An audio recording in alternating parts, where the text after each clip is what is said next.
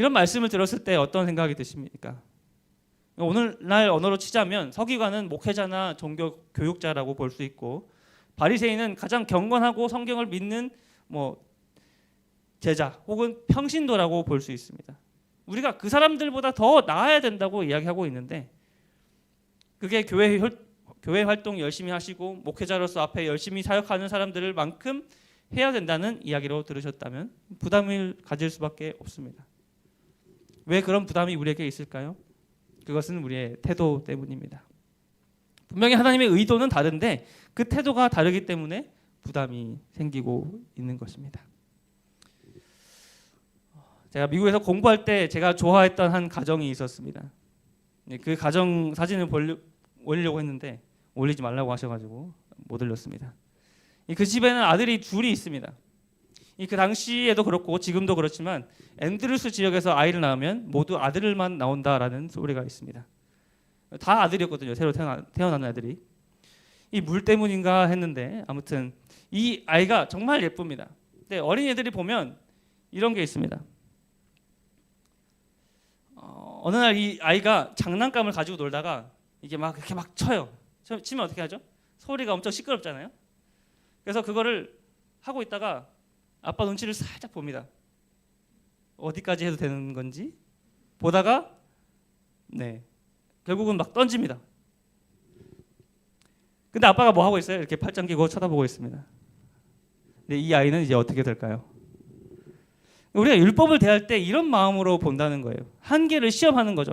하나님이 어디 정도까지 해야 우리를 벌하실까? 어디까지 되는지, 어디서부터 안 되는지를 알아야 싫어하는 거 안 하지 라고 생각하는 사람들이 많이 있습니다. 많은 분들이 공감을 하실 것 같아요. 우리는 율법을 우리 마음대로 하고 싶은 대로 욕심대로 하지 못하게 하는 뭔가라고 생각하며 살아가고 있습니다. 만약 우리가 그것이 너무 좋아서 해야겠다는 생각으로 살아가면 이거는 분명히 우리를 뭘 못하게 하는 그런 게 맞습니다. 그런데 오늘 본문의 말씀에서 예수님께서는 그게 아니라고 이야기하고 있습니다.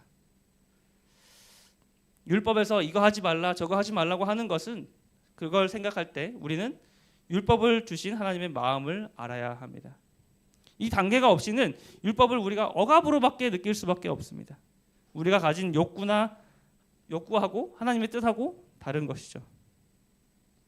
그래서 율법을 우리 마음대로 억압하고 읽고 생각하고 이거 하지 말라고 하면 하지 말아야지 하는 정도로 생각하면 오래된 집은 그대로 두고 근본적인 것은 그대로 놔두고 여기저기 덧대서 리모델링 정도 하고 있는 신앙이라고 할 수 있습니다. 그런데 예수님은 우리에게 기초공사부터 다 다시 해서 건물을 다시 세우는 재건축을 이야기하고 있습니다.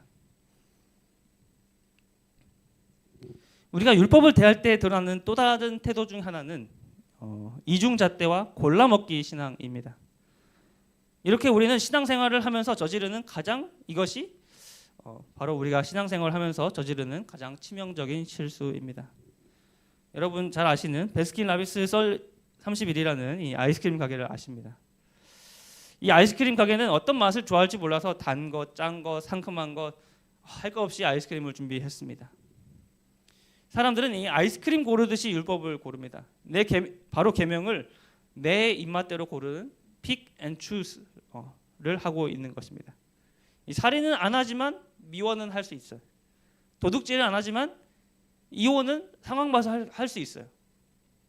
이것은 하나님의 주권을 인정하는 것이 아니라 내가 오히려 율법의 심판자가 되는 것이다 라고 볼 수 있습니다. 근데 이렇게 하면 좀 와닿지 않아서 제가 예시를 좀 가져와 봤습니다. 우리도 모르게 하고 있는 골라먹는 신앙과 가장 밀접한 것은 안식일인 것 같습니다. 이 안식일의 축복을 받아야 하니까 하지 말라는 것들은 안 하지만 그 선택을 내 마음대로 하고 있는 것을 말하고 있죠. 그 중에 잘 안 되는 것이 안식일에 인터넷 사용하는 문제인 것 같아요. 그게 나쁜 거 아니죠.